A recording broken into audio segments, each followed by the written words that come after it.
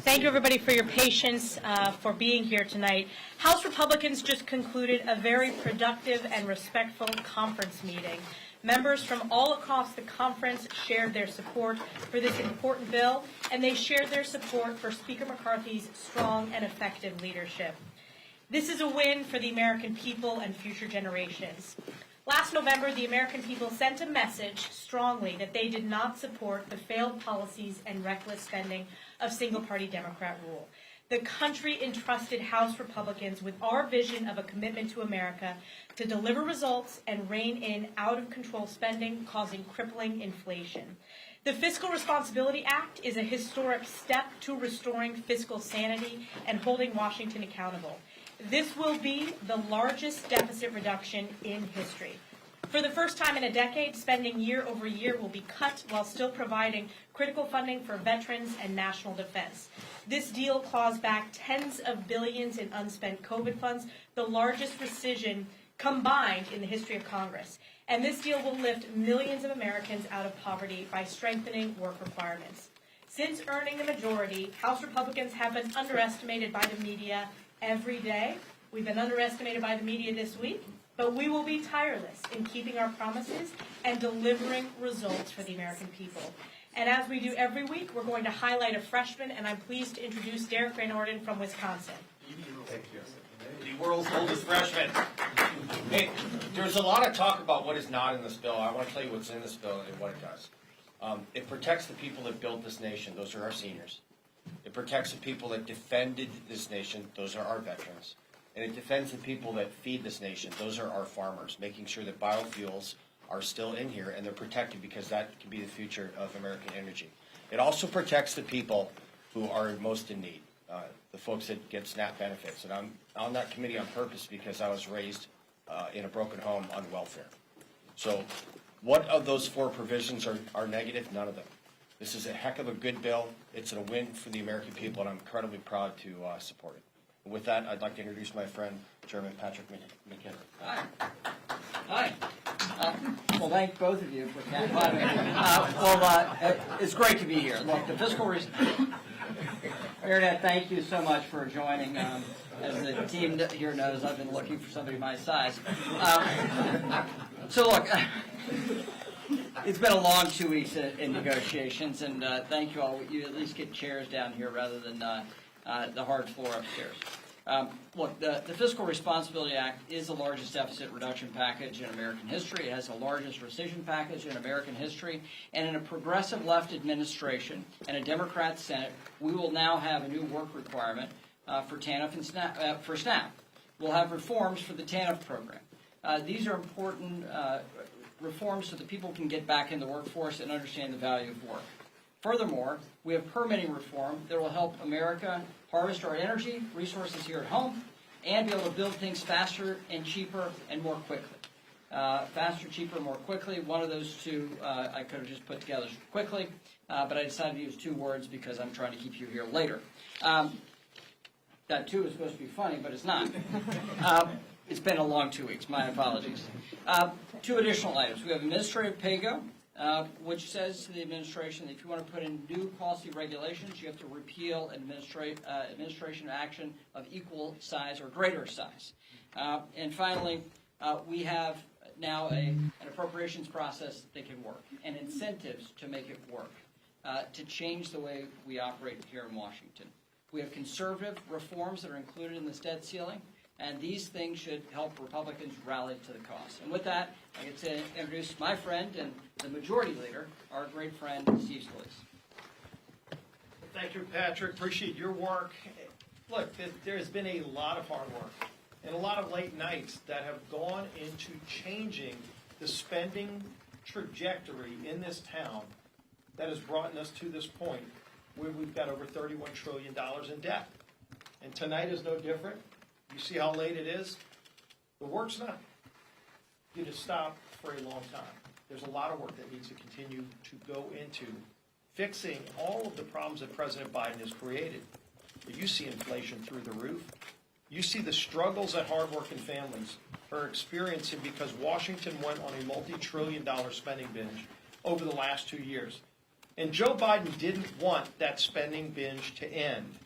But the American people had a different idea when they elected a House Republican majority committed to finally getting spending under control in Washington. And that's what this bill is about. You know, something you haven't seen in a long time in this town is that when a major bill comes to the floor, we actually give our members time to read the bill before you vote on it. We have a 72-hour minimum that we allow every member to read the bill. And the more that people read in this bill, the more they find in terms of real conservative victories that are going to help us get spending under control and get our economy back on track. And you have to do both. You will never get to a balanced budget unless you do two major things. One is control Washington's spending obsession, but also you've got to help get people back to work. You've got to help get the economy moving again. And there are a number of pieces in this bill that never would have existed if Nancy Pelosi was still Speaker of the House. Everybody knows that if we were at this point today and Republicans were in the minority in the House, all that you would be wondering about is how much more spending was Washington going to do over current year. How many more taxes are hardworking families going to have to pay? Because guess what? Joe Biden wanted more taxes in this package, and Speaker McCarthy insisted not a dime in new taxes would be in this bill or any other bill that comes out of this House majority. And that's made crystal clear in this legislation. We restart the student loan paybacks. That's a $60 billion windfall for all of those families who actually do pay their bills, for those families that didn't go to college, or especially for those families who went to college and took out student loans and paid them back, and think it's fair that everyone else has to do the same thing they did. And it wouldn't be fair if some hardworking single mom working 2 jobs right now has to pay so that somebody who took out a student loan and is sitting at his parents' house right now, making $35,000 a year not working, she has to pay his loan back. That wouldn't be fair. And you know what else we do? We put work requirements in place.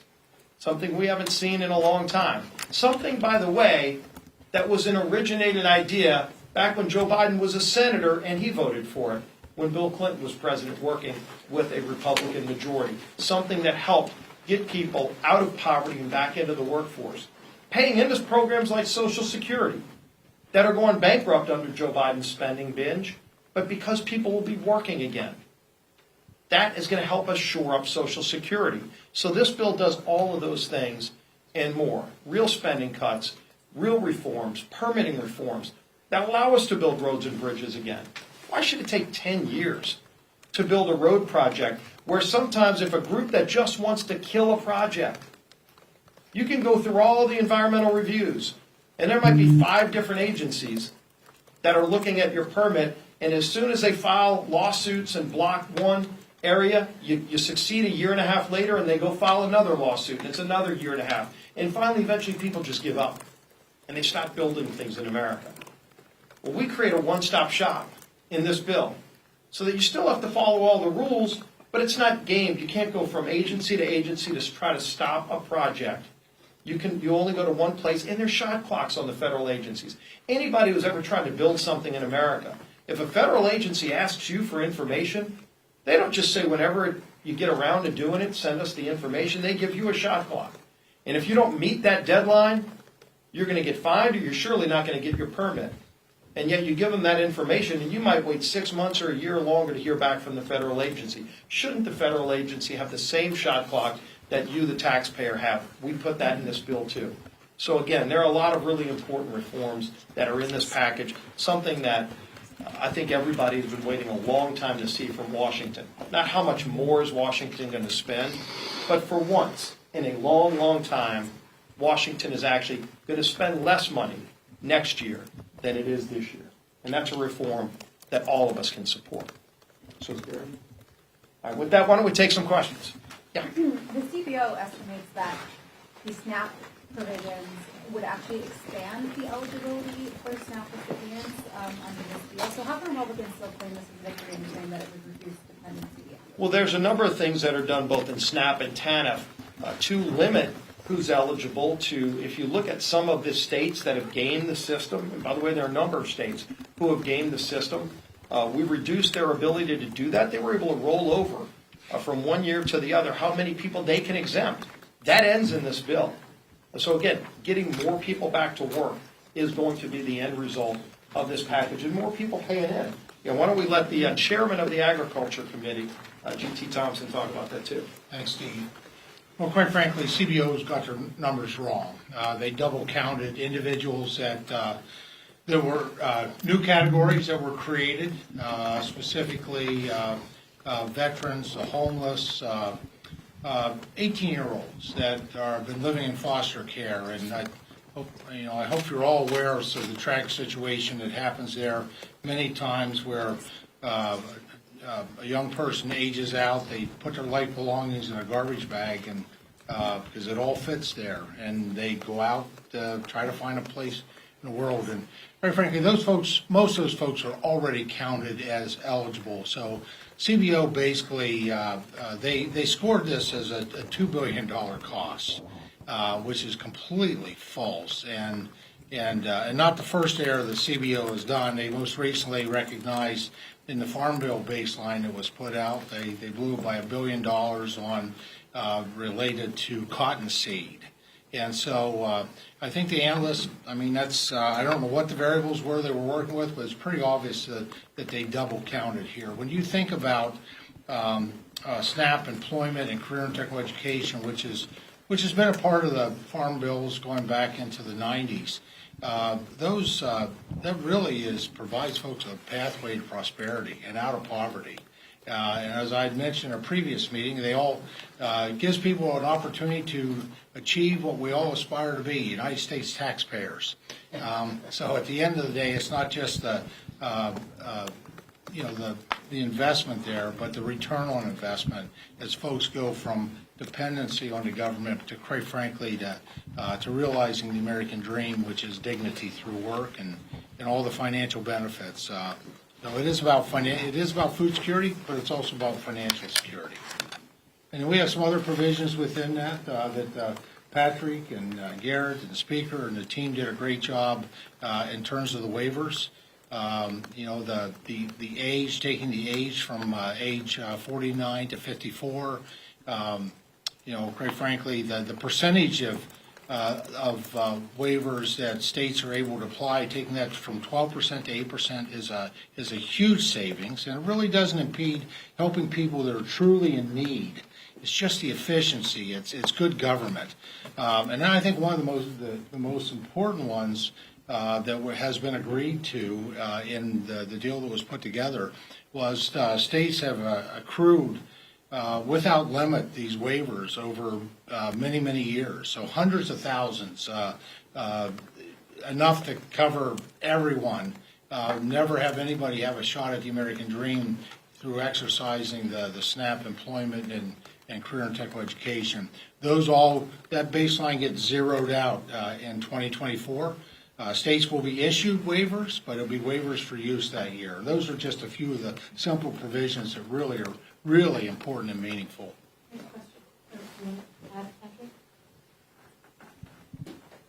The simple answer is the CBO got it wrong.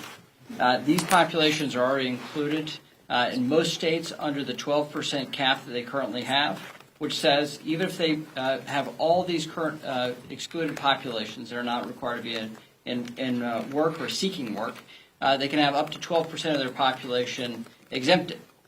We reduced that number down to 8. We stopped the rollovers. Many states use the rollover authority to build up and accrue these balances that enable them to give full waivers for work requirements. We end that. That will be captured and more than sufficiently get people into work, even with the excluded populations that we've now added into this law. Thank you for doing this, of course. So as the bill has now passed the Rules Committee, what's your message to some of your Republican colleagues who might be wanting to join Congressman Bishop's call to vacate Speaker McCarthy's leadership? I don't think that that's where it's going. If you look at the meeting we just had, it was about a 2-hour-long conference, full conference, 3 hours. Yeah, everybody who had a question, we extended the time that you normally have because normally our meetings are an hour, so everybody has some time to talk about an issue they might have a question to leadership. We extended that and let every single member that had a question to the negotiating team, to leadership, ask their questions, and we talked through a lot of the important issues. I will tell you, we went in, we've all been on the phones throughout the last few hours since text came out, or a few days since the text came out. As you're whipping a bill, I used to be the whip, as the speaker used to be the whip. That's why Tom Emmer's not here right now, because the whipping is still going on. But there were members this morning who were undecided, who had some very valid questions. We're getting them the information, and by tonight they came up and spoke and said that they're now going to vote for the bill. So I think you're going to continue to see that vote grow. That's what happens with any major bill. And a quick Yes, sir. follow-up, if I may. I'm so sorry. So the White House, of course, the OMB Director Shalanda again today said that she would use the pay-go waiver authority if it's deemed necessary to protect President Biden's priorities and agenda. Do you have concerns about that? Yes. Yes. Thank you, Leader Scalise. Couple questions. One, what is your response to the criticisms that have come out of the House Freedom Caucus, such as the ability for the OMB director to waive the pay-go rule? And second, do you think the House vote is going to be as tight? Did you do a whip count in the conference? Do you have an idea of how many Republicans were supporting? happened as soon as the text was filed, and then, you continue to go through and call members and answer questions, and that's going on as we speak. That's nothing new. But, when you think about the things that are not in the bill, and I know some people want to just talk about what's not in the bill, or, what about this waiver? This is just the first step. Anybody who thinks this is the end of reforming Washington, for God's sake, we've been waiting for years to get a chance to finally turn the direction of this country around so that we can get away from this mentality that every year Washington thinks it could just keep printing money, spending money it doesn't have, raising taxes, creating new programs, and ultimately taking freedoms away from the American people. And that change starts with this bill. But it's the beginning, not the end. There's an appropriations process that we can't wait to get started in addressing some of the other problems that we want to deal with. This administration started this whole process. Go back. When Speaker McCarthy first said, I want to sit down with the president and start talking about the debt ceiling, not in June or even May, but in January. And the White House said, no, we're not going to negotiate, period. Well, guess what? A lot of red lines. They said, we're not even going to talk about work requirements. Work requirements in the bill. We negotiated a lot of these points. Now we're going to start the appropriations process after this, not to get ahead of ourselves, but we've been having these conversations already about the next steps that need to happen. This is going to be an ongoing process, this whole 2-year cycle, until we finally get a president who actually cares about getting control over spending and getting our economy turned around and addressing the inflation that's crushing so many families across this country. So this is just getting started. Thank you. Can you help us understand the side deals that are not in the bill, specifically the IRS money, the $20 billion, all of those rescissions, and the veterans, protection of the veterans spending? What is the guarantee? What is the agreement? Is it on paper somewhere? And how can you be sure that appropriations chairs who weren't involved in this will do it? Well, a lot of questions, so let me try to answer at least a few of those. First, we have caps at 886 for defense and 704 for non-defense. You've seen that. Underlying that 704 for non-defense, we've accepted the president's number on veterans. That's included in our agreement, and our appropriators know that, which builds back down to 583 for the cap for non-veterans, non-defense discretionary. Simple to write. So that's the number the appropriators have to work with. We also have a down payment in this package of a $1.4 billion rescission of the IRS. That takes away the full enforcement budget for this fiscal year. That's the down payment to say you can't hire any new IRS agents. We bank that and book it in this deal. And then we have a pledge from the administration they'll be willing to take $10 billion of cuts this coming fiscal year from IRS, and 10 the following year. That's what they've already pre-agreed to. Those are the understandings that we've conveyed to the Appropriations Committee. We've read in our side in the House on that arrangement, and then we'll give the Appropriations Committee full authority to write these through to Bs to their fulfillment. Thanks, everyone. Thank you. Yeah, we'll see y'all, I'll come over and talk to you, but we'll see y'all on the floor tomorrow. There's still a lot of work to do, just for the start.